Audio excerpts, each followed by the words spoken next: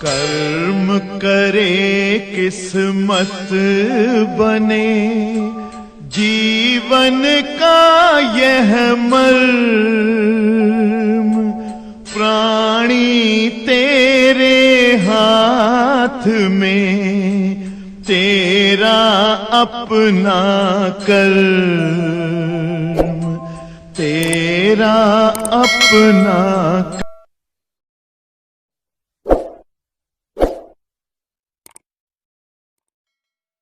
Dear students, today we will discuss about a new lesson which name is semiconductors. All of you listen me and try to understand about semiconductor. बेटा Janvi, semiconductor एक ऐसा lesson है जिसमें जो है 90% part theory है और 10% part में डेरिवेशन न्यूमेरिकल सब है। नहीं, 99% पार्ट थियरी है, 1% पार्ट डेरिवेशन न्यूमेरिकल सब है। इकलौता एक फार्मूला कहीं है विदाउट डेरिवेशन का और उसी पर न्यूमेरिकल है, 5 या 4 न्यूमेरिकल है और पूरा 99% पार्ट इसका थ्योरेटिकल है।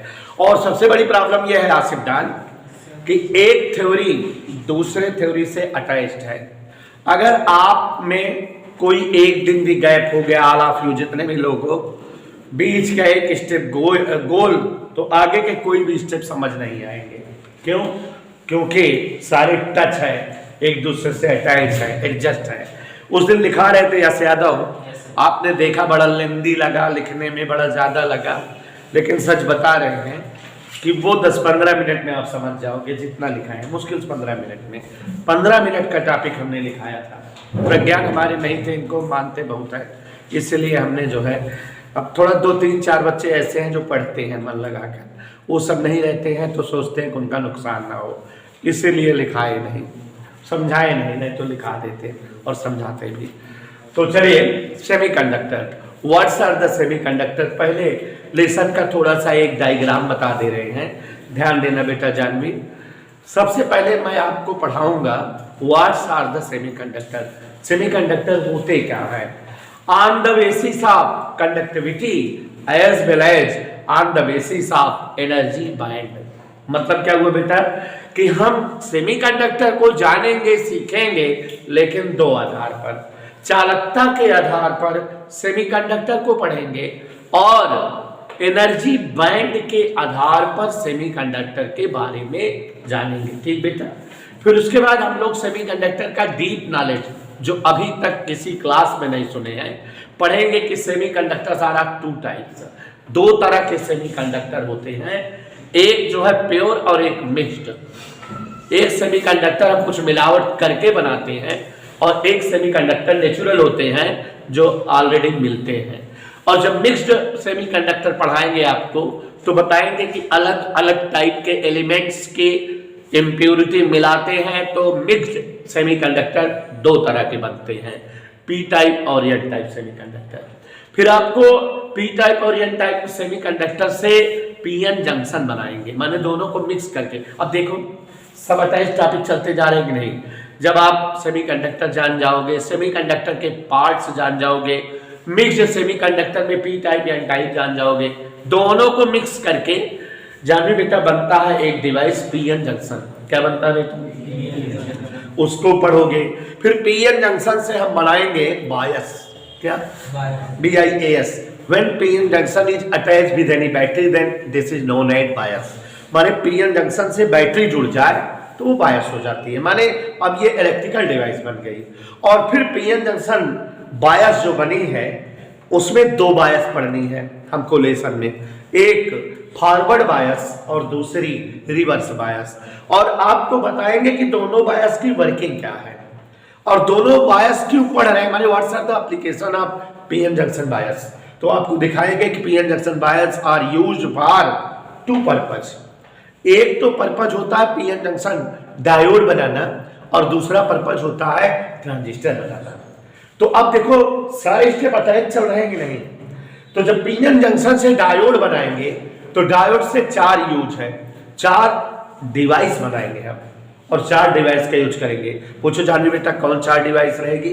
पीएन जंक्शन डायोड से पहली डिवाइस जो रहेगी जो आपके ऊपर लगी हुई है ये एलईडी। माने इस डिवाइस का फुल डिस्क्रिप्शन यहाँ है।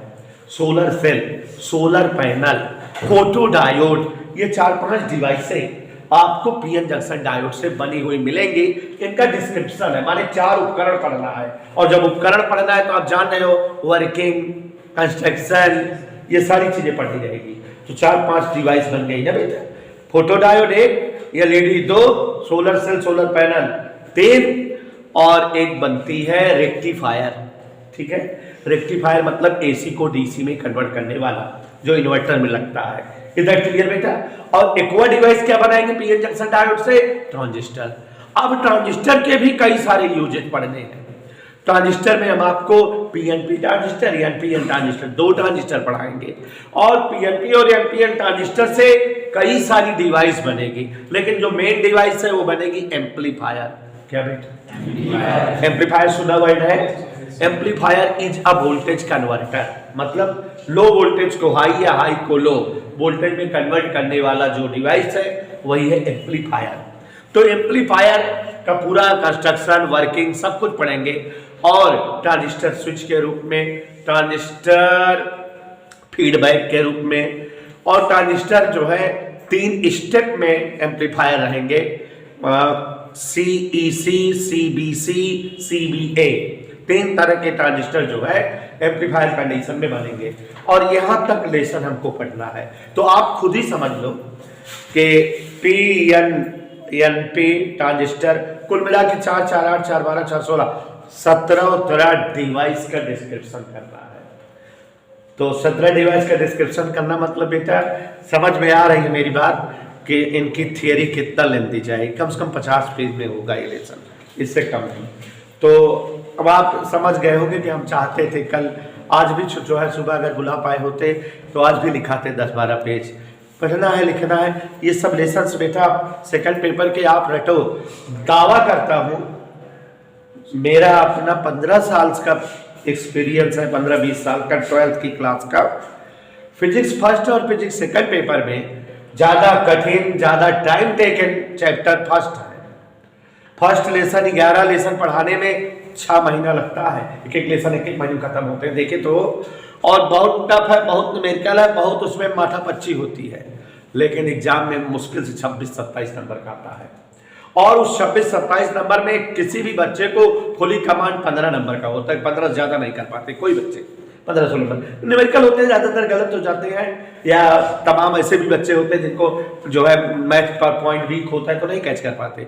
लेकिन उसके अलावा जितना भी आपका 45-50 नंबर का टॉपिक है, 70 नंबर का तो पेपर होता है, 45-50 नंबर पूरा का पूरा सेकंड पेपर से आता है। फुली थ्योरी है और जो है एकदम कंफर्म क्लियर रहता है। बच्चे 50 नंबर में 40 तक खींच देते हैं, 40-45 तक खींच जाते हैं। न्यूमेरिकल है ही नहीं कहीं, सीधे सीधे फिक्स टॉपिक अकाउंट पढ़ो तुरंत आ जाएगा।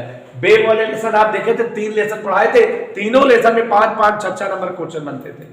बाकी जो पढ़ रहे हो इन सब में भी है। ये इकलौता लेसन जहाँ में बेटा एक हाइपरबोल फिगर ऑफ स्पीच होती है, लेकिन मैं हाइपरबोल सेंटेंस यहाँ नहीं बोल रहा हूँ। इकलौता ऐसा जो है चैप्टर है जो अकेले फर्स्ट पेपर के बराबर औकात रखता है।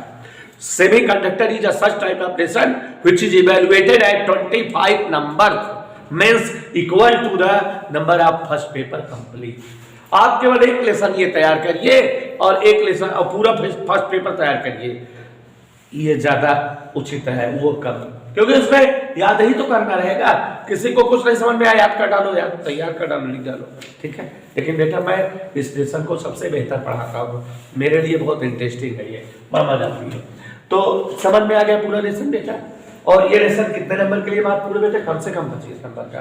तो मेरे कहने का ये 2 वजह है, भौकाल नहीं बना रहा हूँ अपना, 2 वजह। टीचर बेटा बच्चों को टॉपिक से अटैच करता है, तो मेरा काम हो, बीएड में यही सिखाया गया है। 2 बातों से इसको बता रहा हूँ। एक तो आप इस चैप्टर की गंभीरता समझो कि ये बोर्ड दृष्टिकोण से बहुत महत्वपूर्ण है, और इसलिए आप इसको सीरियस आंखें फाड़ कर पुतलियां फैलाकर समझो। और दूसरा गैप कतई न करो, ठीक, मेरी अपनी गारंटी है कि एक एक पॉइंट, एक एक लेसन की, इस लेसन के एक एक हेडिंग सबके दिमाग में भर दूंगा, लेकिन गैप नहीं होना चाहिए।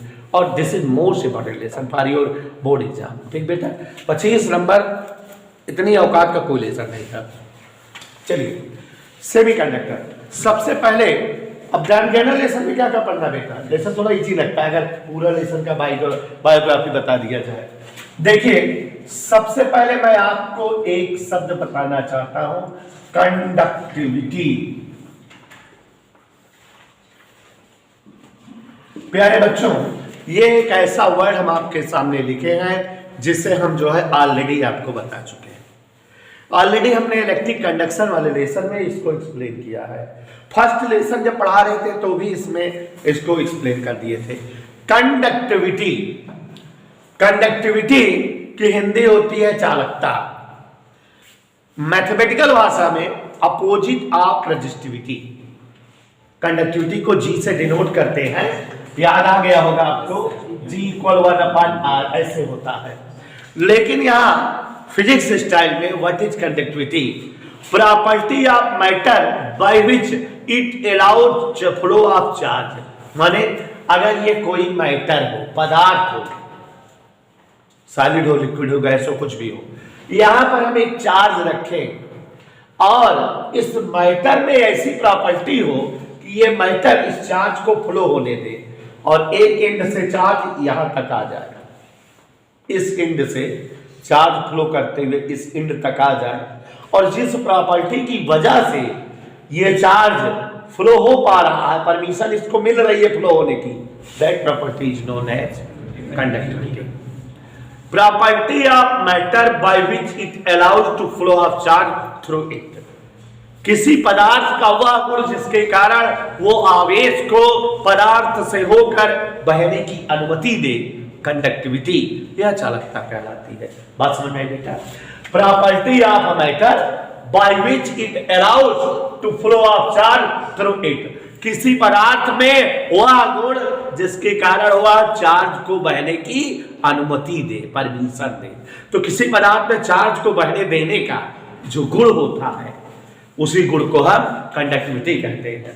साइंटिस्टों ने देखा है कि this property is in different form of any matter. माने यह गुण सभी पदार्थों में अलग अलग मात्रा में होती है। Conductivity of any matter is in different form, माने अलग अलग पदार्थों में कंडक्टिविटी का गुण अलग अलग मात्रा में पाया गया है। Due to it matters are divided into 3 part. इस वजह से चूंकि पदार्थों में कंडक्टिविटी का गुण अलग अलग मात्रा में, अलग अलग रूप में होता है, इसलिए साइंटिस्टों ने कंडक्टिविटी को बेस मानकर पदार्थों को 3 भागों में बांटा। और कंडक्टिविटी के आधार पे, on the basis of conductivity, matters are divided into 3 parts.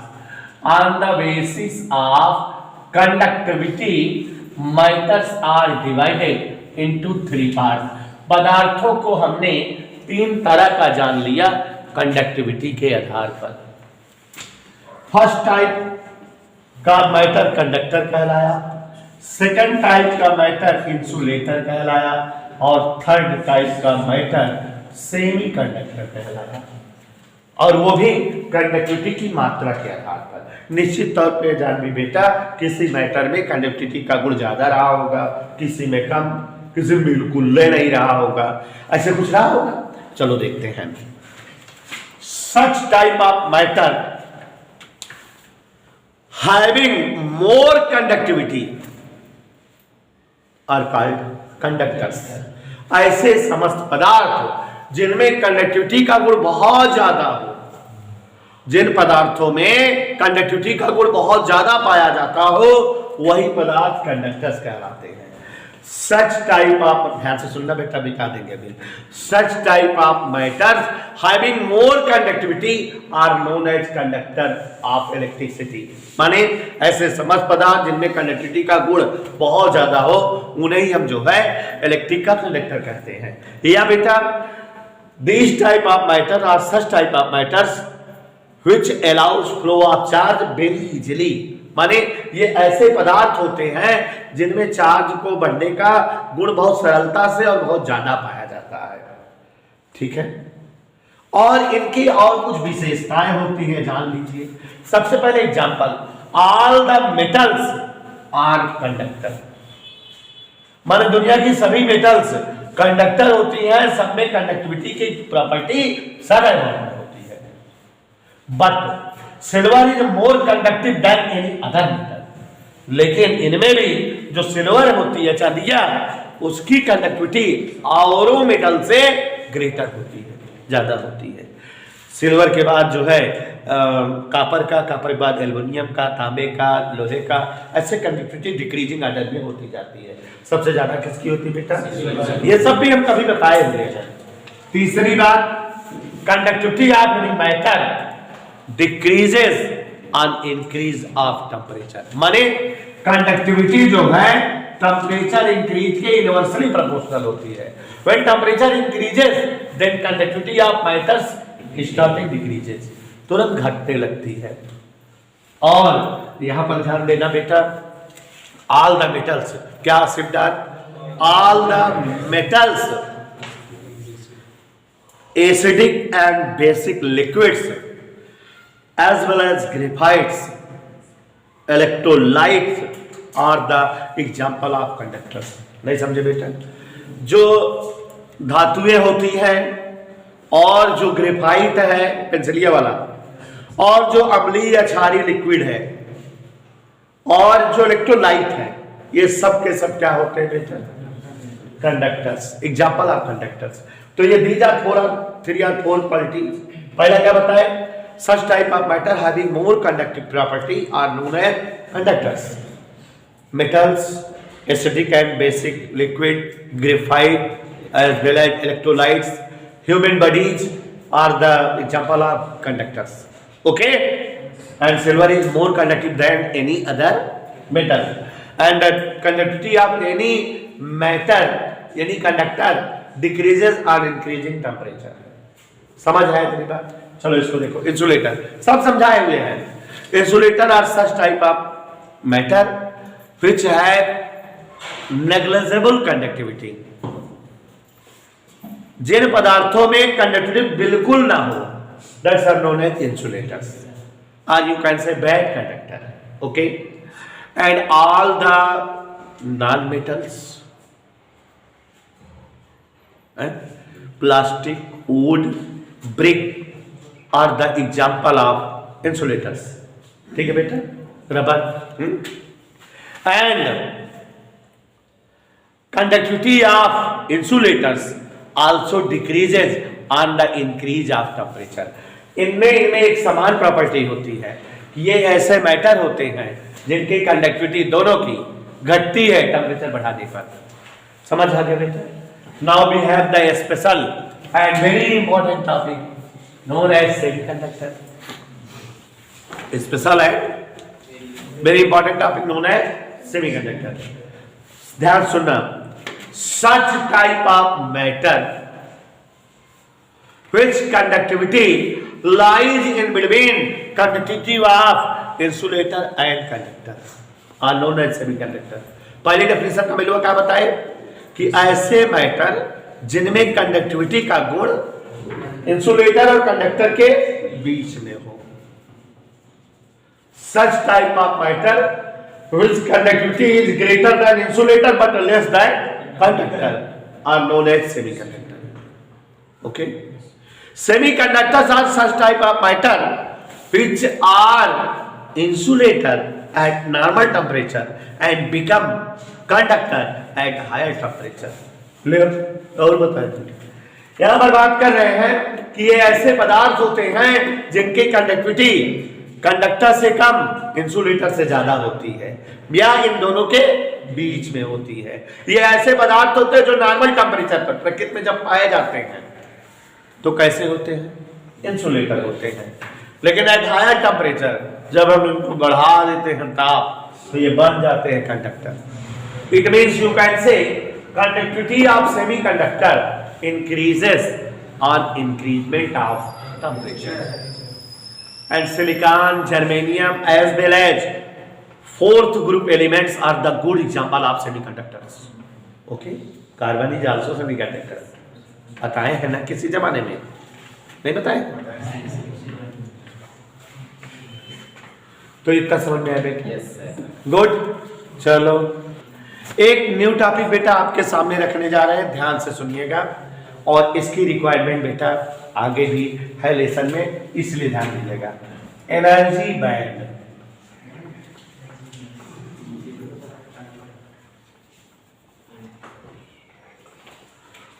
What do you understand about energy band and how many types of energy band? ठीक, तो एनर्जी बैंड क्या होता है और कितने टाइप्स का हो सकता है। देखो प्यारे बच्चों, हम लोगों ने अभी अभी कुछ दिन पहले एटॉमिक स्ट्रक्चर नामक लेसन पढ़ा था, और एटॉमिक स्ट्रक्चर नामक लेसन में हमने सिखाया था आपको there will be required a fix amount of energy for revolving electrons in different orbits of atom. क्या समझे?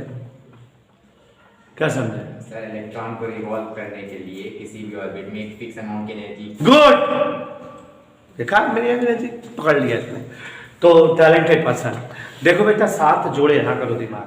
यही बता रहे थे कि एटॉमिक स्ट्रक्चर वाले लेसन में हमने आपको दिखाया कि इलेक्ट्रॉन अलग अलग ऑर्बिट में जो रिवॉल्व करते हैं, और अलग अलग ऑर्बिट में रिवॉल्यूशन के लिए उनको एक निश्चित अमाउंट की एनर्जी की रिक्वायर्ड होती है।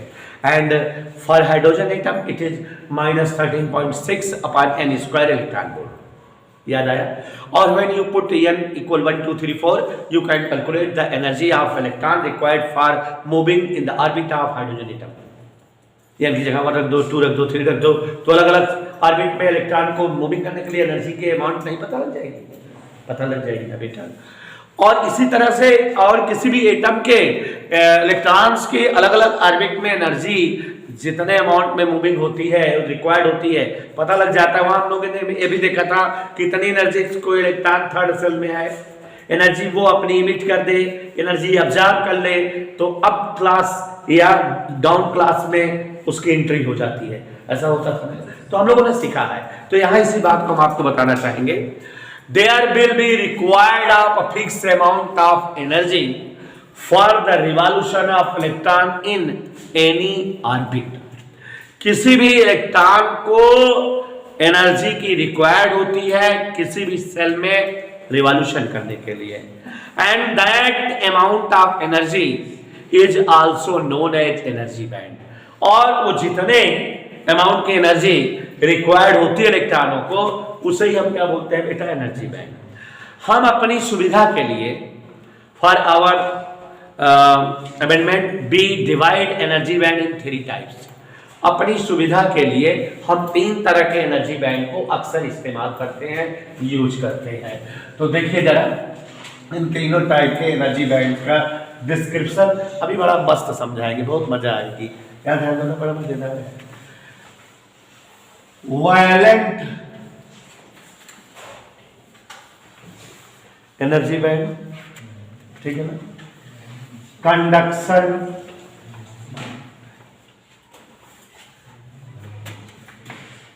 और energy gap.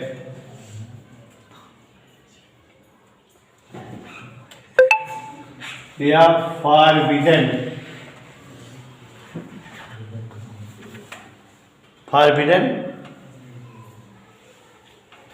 Energy bond.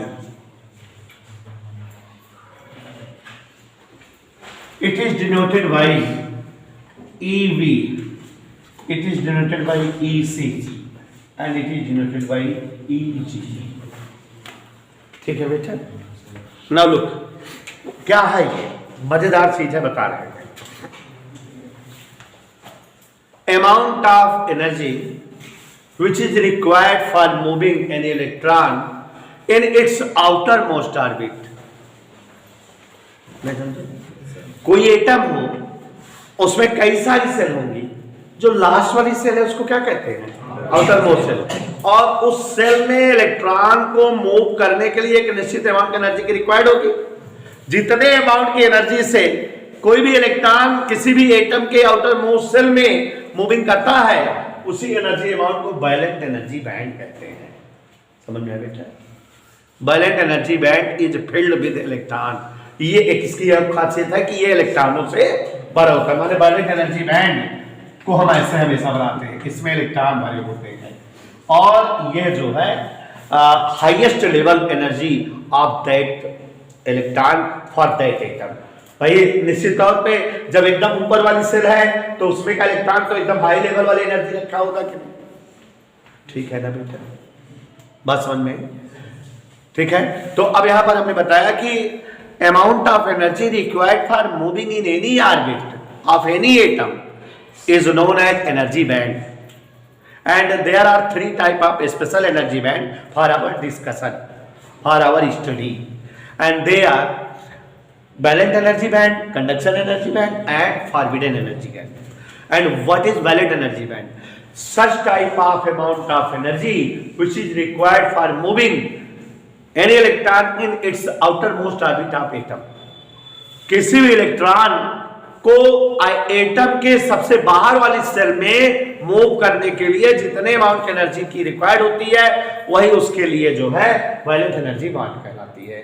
Valent energy bond हमेशा इलेक्ट्रॉनों से फील होता है, it is field from electron और it is the high level of energy level for that electron. ये उस इलेक्ट्रॉन के लिए जो है हाई लेवल है, हाई लेवल की एनर्जी है। किससे ज्यादा भी एनर्जी हो सकती है? नहीं, उस एटम में इतनी एनर्जी हो सकती है हाईएस्ट। अगर इससे ज्यादा हो जाएगी तो इलेक्ट्रॉन चाचा एटम को छोड़ देंगे, एटम से बाहर हो जाएंगे, आयनाइजेशन हो जाएगा। तो ये तो हाईएस्ट लेवल की एनर्जी हुई उस एटम में रहने के लिए, ठीक है।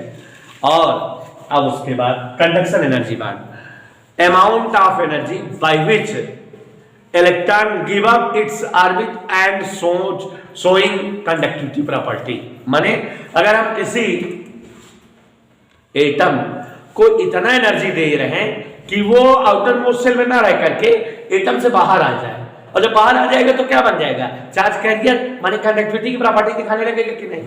तो ऐसी अमाउंट की एनर्जी को क्या कहेंगे? कंडक्शन एनर्जी बनेगी। और बेटा इट इज वैकेंट, ये हमेशा खोखला होता है, इसमें कुछ नहीं रहते, यही इलेक्ट्रॉन इसमें आते हैं, ठीक। और एनर्जी गैप मतलब कि इन दोनों के बीच जो भी एनर्जी की जो है डिफरेंस होती है उसे हम एनर्जी गैप कहते हैं। मैं मतलब कि difference of energy for conduction band as well as valence energy band is known as energy gap, ठीक है। तो अब जैसे यहां पर वैलेंट एनर्जी बैंड है, मान लो 7 joule energy valence energy band में है, मतलब किसी इलेक्ट्रॉन के पास 7 जूल एनर्जी है तो वैलेंट बॉन्ड में है, और इसके ऊपर जो है फॉरबिडन गैप छोटी सी पट्टी है, और इसके ऊपर कंडक्शन बैंड है 9 जूल का। तो बात समझ गए कि जो वैलेंट एनर्जी बैंड में इलेक्ट्रॉन है उसको जब 2 जूल एनर्जी मिलेगी तो वो फॉरबिडन गैप को क्रॉस कर पाएगा और किसमें पहुंच जाएगा? कंडक्शन बैंड में, और कंडक्टिविटी की प्रॉपर्टी दिखाने लगेगा। तो यहाँ ये फॉरबिडन गैप क्या हुआ? दोनों का डिफरेंस हीट हुआ। Forbidden energy gap is the such type of energy which is required for moving any electron from valent bond to conduction energy bond। माने ये है वह एनर्जी है जिसे पाकर इलेक्ट्रॉन इससे इसमें आ जाता होगा, ठीक है। तो बात समझ में आई बेटा? तो एक बार फिर से बता दे बेटा, एनर्जी बैंड आर आप conduction energy band, valence energy band, energy gap. What is valence energy band बेटा? Valence energy band is such type of energy band which is required for moving an electron in its outermost orbit, ठीक है बेटा। जितनी energy की मात्रा से कोई electron अपनी सबसे बाहर वाली सेल में, एटम की सबसे बाहर वाली सेल में मूव कर सकता है, वही एनर्जी उसकी वैलेंट एनर्जी बैंड होती है। It is the highest amount of energy for that electron for that atom, ये हाई लेवल की एनर्जी होती है। और बेटा ध्यान से सुनना भाई, कंडक्शन एनर्जी बैंड वह एनर्जी बैंड होती है जिससे इलेक्ट्रॉन कंडक्टिविटी प्रॉपर्टी दिखाता है, एटम से बाहर रहता है, और दोनों एनर्जी बैंड में जितने एनर्जी के डिफरेंस होता है उस एनर्जी बैंड को हम फॉरबिडन एनर्जी गैप कहते हैं या एनर्जी गैप कहते हैं, ठीक है बेटा। अब एनर्जी बैंड के आधार पर मैटर का डिस्क्रिप्शन, माने classification of matter. Look here, classification of matters on the basis of, किसके बेस पर? Energy band. ठीक बेटा, एनर्जी बैंड के आधार पर मैटर्स 3 टाइप के होते हैं। On the basis of energy band matters are of 3 types. Energy band के आधार पे मैटर कितने प्रकार के होते हैं? पहला मैटर है कंडक्टर, दूसरा है इंसुलेटर और तीसरे मैटर है सेमीकंडक्टर। ठीक है बेटा, तो एनर्जी बैंड के आधार पर पदार्थ कितने प्रकार के होते हैं? तो फिर कंडक्टर क्या है? एक की डेफिनेशन बता दे बेटा, तीनों की जान जाओगे। चलो, such type of matter for which width of valence energy bond and conduction energy bond is nearly same.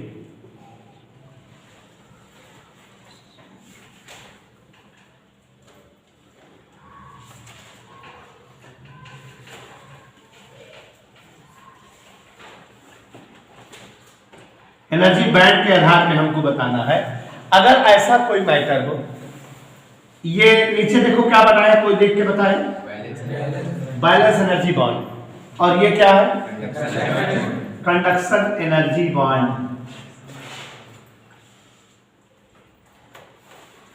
अगर इन दोनों की मोटाई लगभग सेम हो, विड्थ मोटाई, और फॉरबिडन एनर्जी गैप की मोटाई देखो बहुत कम हो, तो ऐसा मैटर कंडक्टर कहलाता है। अब डेफिनेशन बना लोगे कैसे? सच टाइप ऑफ मैटर, ऐसे समस्त पदार्थ फॉर विच, जिनके लिए, dear students, classification of matter on the basis of energy band. Energy band आपने सीखा, आपने देखा क्या होता है। एनर्जी बैंड आपने ये जाना कि जितने अमाउंट की एनर्जी से कोई भी इलेक्ट्रॉन आउटर मोस्ट ऑर्बिट में रन कर पाता है, रिवॉल्यूशन कर पाता है, उतने अमाउंट की एनर्जी को वैलेंट एनर्जी बैंड कहते हैं। और ये एनर्जी इलेक्ट्रॉन की हाईएस्ट अमाउंट की एनर्जी होती है, इलेक्ट्रॉन से फील्ड होती है। और जितने अमाउंट की एनर्जी से इलेक्ट्रॉन कंडक्टिविटी प्रॉपर्टी दिखाता है एटम से हटकर, वह अमाउंट की एनर्जी कंडक्शन बैंड होती है, जो कंप्लीटली खाली होती है। वैलेंट एनर्जी बैंड का इलेक्ट्रॉन इसमें आता है, इसे फिल करता है। Energy gap is the difference amount of energy for these two band. दोनों बैंड में जितना गैप होता है, डिफरेंस, उसे ही हम जो है क्या कहते हैं? Forbidden energy. ठीक है, और यह एनर्जी गैप के इक्वल एनर्जी देने पर वैलेंट बॉन्ड, ध्यान से समझिएगा कि अगर हम फॉरबिडन एनर्जी गैप के बराबर एनर्जी देते हैं किसी इलेक्ट्रॉन को, तो वो हमारा जो है वैलेंट बॉन्ड से किस में आ जाता है? कंडक्शन बॉन्ड में। अब on the basis of energy band, energy band के आधार पर हम आपको मैटर का डिस्क्रिप्शन करना चाहते थे, कितने प्रकार के मैटर होते हैं। तो look here, there are 3 type of matter on the basis of energy band. Energy band के आधार पे मैटर 3 प्रकार के होते हैं। Such type of matter for which valence energy band, width of valence energy band and width of conduction energy band is nearly same and width of forbidden energy gap is much minimized. This type of matter are known as conductor. मतलब ऐसे समस्त पदार्थ जिनमें valent energy band और conduction energy band की चौड़ाई लगभग समान हो, कंप्लीटली सेम नहीं, लगभग समान, और फॉरबिडन एनर्जी गैप की चौड़ाई जो है बहुत कम हो, ऐसे मैटर क्या कहलाते हैं? आप जान रहे हो कि इस प्रकार के मैटर में जब जो है वैलेंट एनर्जी बैंड में रहने वाले इलेक्ट्रॉन की एनर्जी थोड़ा भी बढ़ती होगी, तो उसकी एनर्जी फॉरबिडन एनर्जी गैप से ज्यादा हो जाती होगी, तो वो इलेक्ट्रॉन फॉरबिडन एनर्जी गैप को क्रॉस करके कंडक्शन एनर्जी बैंड में आ जाता होगा और इजीली कंडक्टिविटी की प्रॉपर्टी दिखाने लगता होगा। इस बात को मैंने लिखाया भी है, अभी बात समझ में लेना। बात समझ में आई बेटा? क्या बोले कि सच type of matter for which energy gap is much minimised width, जिसमें एनर्जी गैप की चौड़ाई बहुत कम होती हो, और वैलेंट एनर्जी बैंड और कंडक्शन एनर्जी बैंड की चौड़ाई लगभग सेम होती हो। इसमें होता क्या होगा कि जो वैलेंट एनर्जी बैंड का इलेक्ट्रॉन होता होगा उसकी एनर्जी अगर थोड़ा भी बढ़ जाती होगी तो वो एनर्जी गैप को क्रॉस करके कंडक्शन एनर्जी बांड में आ जाता होगा और कंडक्टिव की प्रॉपर्टी दिखाने लगता होगा। And such type of matter for which conduction width of conduction energy bond is maximum than width of valence energy bond as well as for which forbidden energy gap is in maximum width. It is conduction energy band and it is valence energy band and it is समझ में आया? अब समझ में आया, ठीक है ना। इलेक्ट्रॉन भरते हैं तो such type of matter for which conduction energy bandwidth is greater than the valence energy bond width, माने जिसमें कंडक्शन एनर्जी बांड की चौड़ाई वैलेंट एनर्जी बांड की चौड़ाई से अधिक हो और जिसमें फॉरबिडन एनर्जी गैप की चौड़ाई भी ज्यादा हो। तो यहाँ वैलेंट एनर्जी बांड का इलेक्ट्रॉन की एनर्जी इतनी ज्यादा नहीं बढ़ पाती है कि वो फॉरबिडन एनर्जी गैप को क्रॉस करके कंडक्शन एनर्जी बांड में आ सके और कंडक्टिविटी की प्रॉपर्टी दिखा सके। क्यों? क्योंकि इसमें फॉरबिडन एनर्जी गैप की अमाउंट ज्यादा है और इतनी एनर्जी कभी बढ़े तब यहां इलेक्ट्रॉन इसमें आ सकेगा। तो easily electron valence energy bond से कंडक्शन एनर्जी बांड में इस टाइप के मैटर में नहीं आ पाता। क्यों?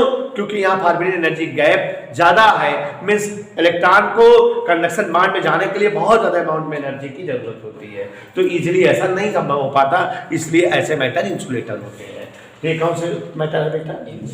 And such type of matter for which forbidden energy gap lies in between forbidden energy gap of conductor and insulator.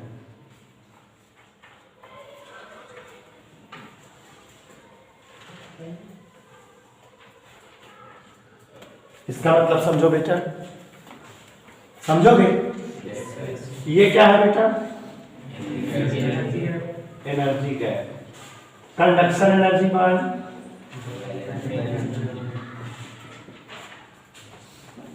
ठीक। डेफिनेशन कैसे देंगे? Such type of matter for which width of forbidden energy gap lies in between energy gap of conductor and insulator, इन दोनों के बीच में हो। Means such type of matter for which width of energy gap is greater than conductor and less than insulator. ये width जो है इससे कम है और इससे क्या है? Normally this type of matters behave like insulators. Normally ये इंसुलेटर होते हैं, but when you increase the temperature then the energy of electron of valence energy bond increases equal to the energy of energy gap and hence electron, it is possible to electron comes in the conduction band crossing energy gap।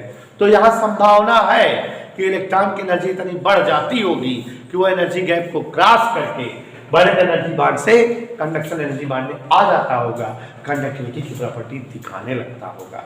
तो ये बेटा हमारा जो है conductor, insulator, semiconductor का description है और किस बेस पर है बेटा?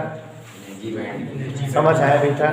5 नंबर का क्वेश्चन ये आता है। Define conductor, insulator and semiconductors on the basis of energy band. समझ में आया बेटा? लिखा दिया ये, अब पढ़ोगे तो आ जाएगा, कोई प्रॉब्लम किसी को। अब उसके बाद बेटा यहाँ एक मजेदार टॉपिक है, होल्स या कोटर क्या है। जानिए, होल्स या कोटर बहुत इंपॉर्टेंट टॉपिक है हमको इस लेसन में आगे पढ़ने के लिए। जैसे देखो बेटा, इलेक्ट्रॉन रियली सेमीकंडक्टर में कहां पर है? वैलेंट एनर्जी बांड में है, और इतने गैप को अगर क्रॉस कर ले तो कहां चले जाएंगे? कंडक्शन में।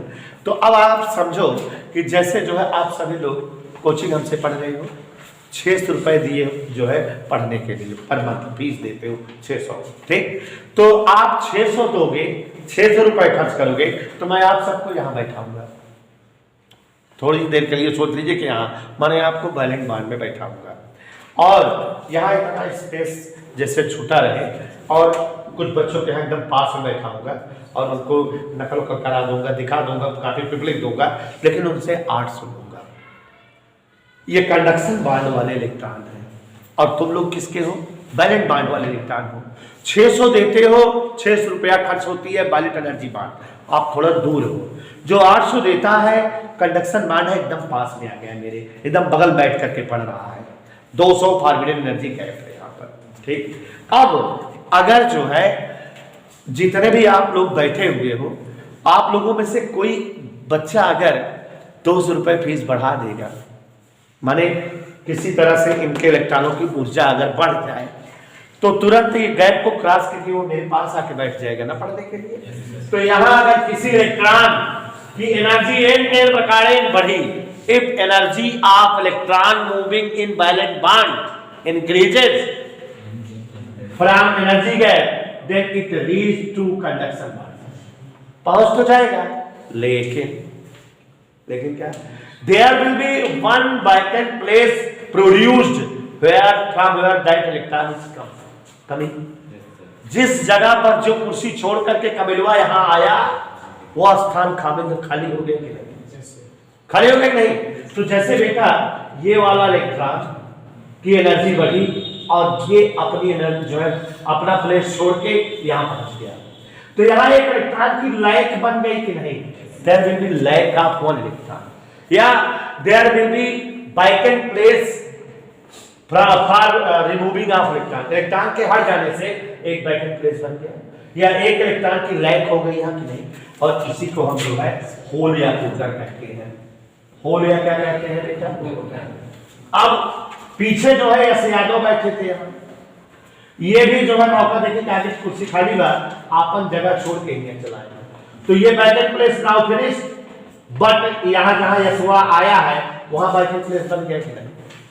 माने किसी और प्लेस पर वैकेंट प्लेस प्रोड्यूस हो गया, माने किसी और जगह होल या कोटर बन गया, ठीक। अब यहां से जो है अगर आदित्य मौर्य यहां से भाग कर यहां जाए, तो यहां जो है वैकेंट प्लेस फिनिश हो जाएगा। अब जो है वैकेंट प्लेस यहां बन जाएगा कि नहीं? तो होल या कोटर यहां बन गया।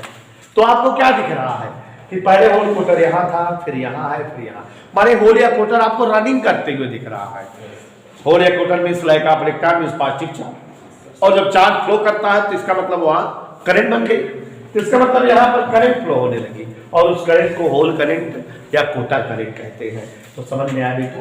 एक बार फिर से बता दें, when energy of electron of valence bond increases, it remove its place and comes to conduction energy band, and thus there will be one vacant place created in valent bond, and this vacant place is also known as lack of electron and also known as hole or coulter.